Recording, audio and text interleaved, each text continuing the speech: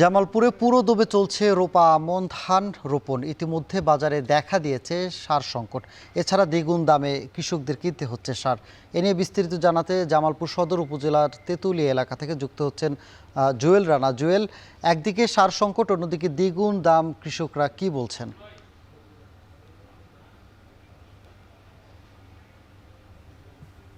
আহ, সানি, জামালপুরে এই চলতি রোপা আমন মৌসুমে 1,19,000 হেক্টর জমিতে রোপা আমন ধানের কার্যক্রম রোপণ শুরু হয়েছে। ইতিমধ্যে পুরোদমে চলছে মাঠে মাঠে।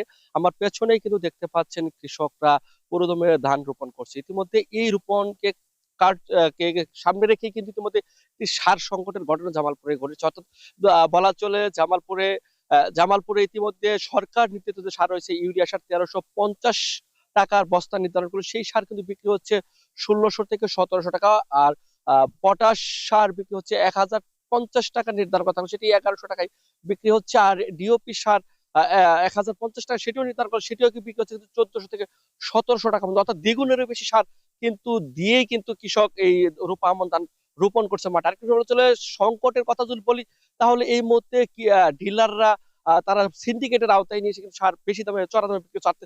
কৃষি বিভাগ বলছে এই মুহূর্তে সারের কোনো সংকট নেই, অর্থাৎ তারা তদারকির কথাও বলছে যে আমরা নিয়মিত মাঠ বাজার মনিটরিং করছি, কিন্তু সারের সংকট নেই। কিন্তু এই যে দুইয়ের একটি সমন্বয়হীনতার কিন্তু এখানে চিত্র ফুটে উঠছে। আর চরাঞ্চলের মানুষ কিন্তু এই মুহূর্তে আগাম যে শীতকালীন যে সবজি চাষ সেটির প্রস্তুতি শুরু, সেখানেও কিন্তু তার বেশি দামে সার কিনতে হচ্ছে এই মুহূর্তে।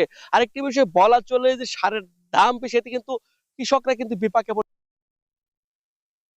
চাষ ধান রোপণ নিয়ে একটি বিষয় বলা চলে যে কৃষকরা সাথে সরাসরি মাঠ লেভেলে কথা বলেছে। তারা বলছে আমরা যখন উৎপাদনে যাচ্ছি তখন কিন্তু সার কীটনাশকের দাম দ্বিগুণ দামে কিনতে হচ্ছে, পাশাপাশি তারা যখন পণ্য উৎপাদন করে বাজারে বিক্রি করতে যাচ্ছে সেই সময় কিন্তু তারা দাম একেবারেই পাচ্ছে না। অর্থাৎ বলা চলে জামালপুরে যদি ধানের বলি, এই যে ধান যে বেশি দামে উৎপাদন করে বিক্রি করতে, তখন ধান কিন্তু বিক্রি হচ্ছে 900 থেকে 1000 টাকা মন। অর্থাৎ অর্থাৎ উৎপাদনের সাথে যে উৎপাদন ব্যয় সেটি কিন্তু তারা কখনোই সমন্বয় করতে পারছে না।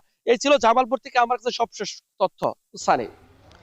জামালপুর থেকে যুক্ত ছিলেন সহকর্মী জুয়েল রানা।